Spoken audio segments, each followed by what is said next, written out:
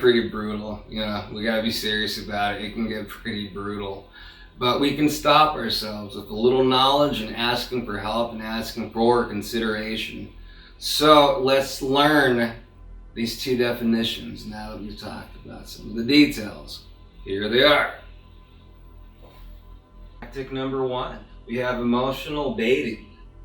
Emotional baiting is a manipulative tactic that is consciously or unconsciously used by people in order to provoke/incite an emotional and or rage-filled response / behavior from another person or group of people.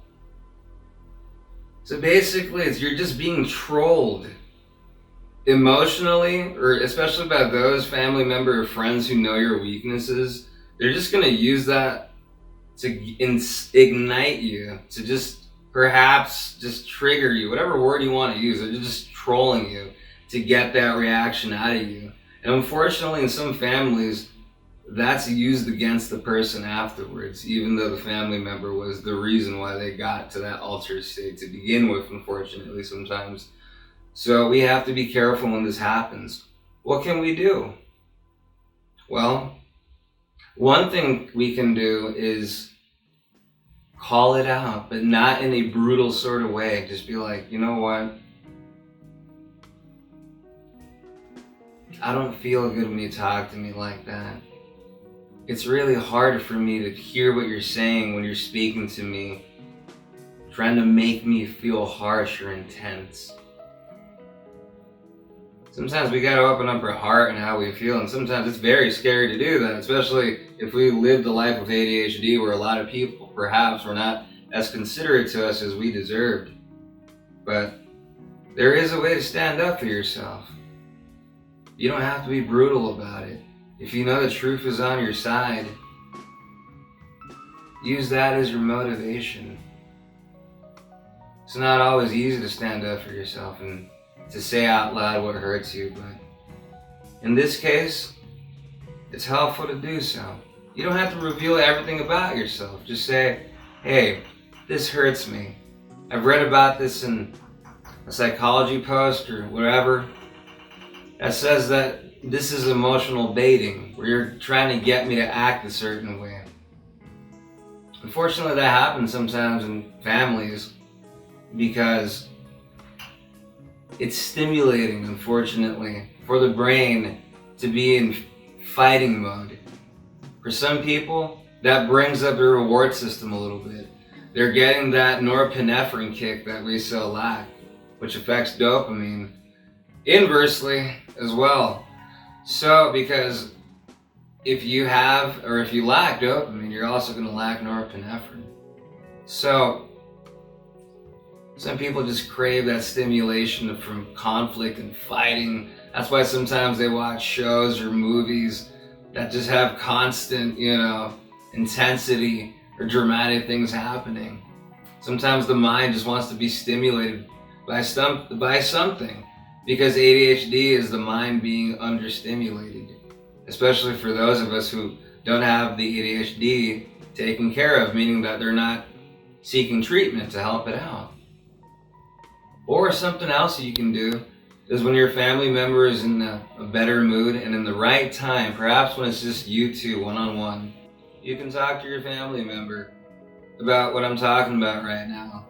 Let's be okay with talking about it.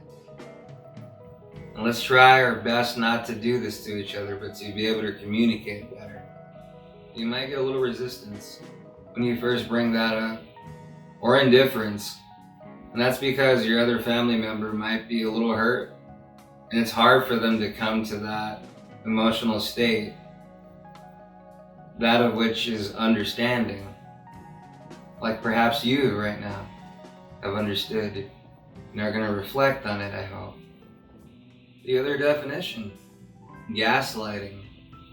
Gaslighting is a form of manipulation where lies, denial, and distortions of the truth are used against the victim in order to cause the victim to question their memory, judgments, sanity, and sense of reality.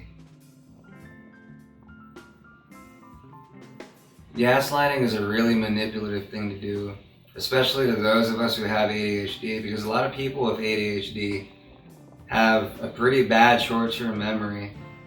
Perhaps really good long-term memory, but really bad short-term memory, where if someone tells you something within the immediate, then a couple of seconds later, or maybe a minute or so later, you got to repeat it again, you kind of forgot what was told to you. So in a conversation, unfortunately, that can happen. And some people could be manipulated with that, because a family member or your partner might call you out, and they might feel bad because of something. Maybe they got caught in something, or because they can't handle like the fact that you're telling them the truth to their face about something bad that they perhaps did. So what can happen is some people can use this tactic, gaslighting, to distract you from the truth and for them to keep doing the bad habit that they're doing. Believe it or not, this might be an unconscious thing. Some people are not aware of this.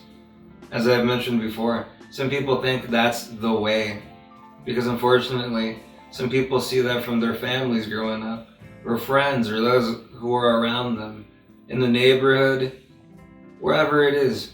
When you're young, especially in your childhood years, those are such critical years. They're going to give you a big blueprint as to who you're going to be later in your life.